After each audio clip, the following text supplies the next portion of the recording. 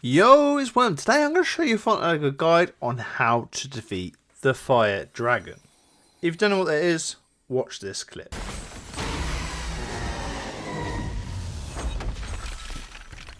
So one of the last journal quests for Lloyd is Gone Baby Dragon. So a fire dragon has been spotted terrorizing Ninjago Island. Go find it and defeat it before it harms anyone else. So we have to defeat a fire dragon.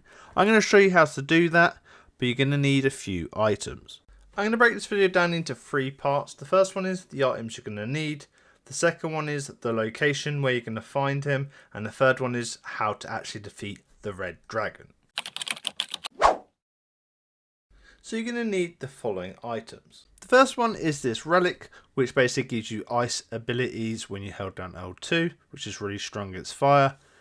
That is going to go on a epic shuriken, so you're going to have over 129 damage with a high durability. And then you're going to need at least 3 epic charms, which are going to increase your health to over 1000 and give you some shield as well. And to keep it topped up, a jumbo health potion, which will give you 600 HP in seconds. Okay, I'm going to show you how to create the first one.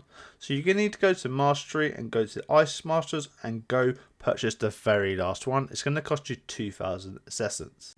Once you've got the skill, head over to the Ninja Workbench and go all the way to the end. You're now going to have the Cryonesis Relic available. To craft it, you're going to need the following: 9 Ice Energy, 9 Ice Headbands. Then you're going to need at least 3 epic honed bamboo. Then you have the choice of any animal resource. I'm going to go for the claw because I got a lot of them. You just need to take out the elemental wolves. Once you've done that, we can craft it. And you now create a relic. It's now going to give you ice damage and it's going to do extra damage to fire. So this is going to be very helpful when we fight the dragon. But remember, it needs to be charged. We're going to add this to a weapon. So we're now going to go craft a weapon. I recommend using the shuriken because we can throw it from distance, so we can keep away from the actual dragon. So we're going to choose an epic one. So click on blades and then we're going to use epic honed bamboo. This is going to increase the damage to 111. After that, we're then going to add a center, which is going to increase the durability and speed. So depending on what you add, I recommend using honed steel because it increases the durability by 130 and adds speed. Don't forget to add the relic we just created and then craft it. Once you craft it, we're then going to go upgrade it. So if you go to the rune forge, we're going to add a few runes onto it. I recommend adding the lightning, in other words sap 3. This will then give it a chain reaction if there's enemies near it. And then try to add another one like extra damage. So try to get damage 3. This is going to increase the damage a little tiny bit. As you can now see, we got a few extra features. So we're going to get 129 damage, 131 durability, knockback of 45 and speed of 19. Also we got the extra ability of the ice effect. So when it comes to charms, we need to make sure you have all epic charms. So when you have all the purple ones, which is star 7, you're going to have 1030 HP with a shield of 26. That means it's going to give you 500 HP bonus. I'm not going to show you how to make these because it is long-winded. You're just going to have to do that part on your own. However, I will show you how to make the jumbo potion. The first thing you need to do is go over to the potion cauldron and then go to jumbo health potions. Make sure you have some fruit available. When you go to actually make it, you do have an option of different fruits you can use. So it's berries, tomatoes, pineapple or pumpkins. You're going to need 3 of them and then 1 egg and 1 glass. And boom, there's your potion, and it's going to give you 600 HP every time you drink it. I recommend carrying at least 20.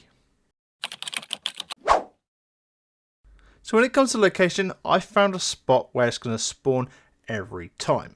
So if you go to this little mark here where the paw print is, it's basically jumping from the actual village.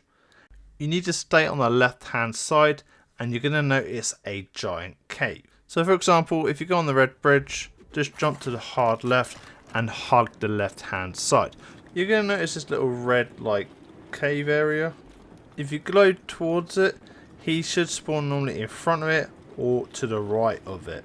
So if you don't see him, just go to the right and he should appear. If you do eliminate him, leave the game and come back here and he should spawn back in. When it comes to fighting him, you need to use a little bit of strategy and fight him from distance because he will charge at you. This is why we're using the shuriken. So as soon as you get close to him, start throwing the shuriken at him and it should start dealing ice damage to it. As soon as he gets near to you, we're then going to hopefully use L2 once it's charged up, and we're just going to rotate to the side when he does his attacks. Remember, when you do max out the ice damage, if you use another element it will do extra bonus damage, but it does come with a cost if it's not a shuriken. Also, if he does catch you, try to not use your jumbo potions unless you go down to 600, because your health is replenishing over time thanks to our charm. As you can see, you're also gaining shield 2 if you keep doing damage to him. So he has 3 attacks. One of them is spitting fire at you, the second one is a jumping attack, and the third one he will charge at you. You do occasionally get the one where he just basically bombards you with random fire attacks. Just try to keep your distance. Remember, if you do have an NPC, he will help you. So if you are taking damage, he will start hitting him and you can recover by taking your jumbo potion. But remember, try to do it when you're under 600 HP.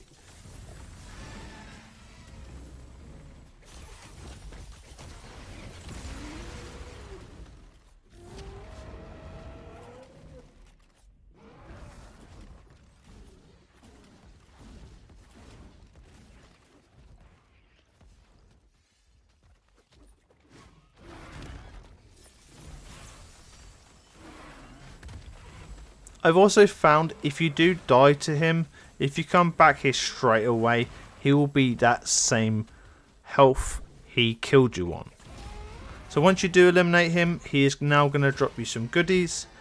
And the very first time you eliminate him, you're going to get 10,000 XP for the game. And you're also going to get some new rewards. So the rewards are ×2 rich oil, which is legendary, a fire dragon scale, a blast core, some sand, and some essence.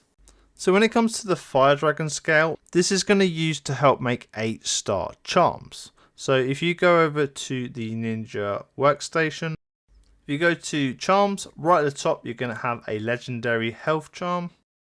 This is going to be an 8-star item, which is also going to give you 350 HP. So you're going to need 4 legendary honed bamboo, and if you haven't made it, you need to go over to the ritual altar. You're going to need to use 9 bamboo, 1 legendary ritual oil, and 3 unknowable energy for every time you make 1 honed bamboo. So to craft 4, you're going to need quite a lot of materials. You're going to need 36 bamboo, 4 legendary ritual oil, and 12 unknown energy. Once you've crafted them, you're then going to need 3 jumbo health potions and 7 bandanas. It doesn't matter which ones you use. And there you go, your legendary health charm.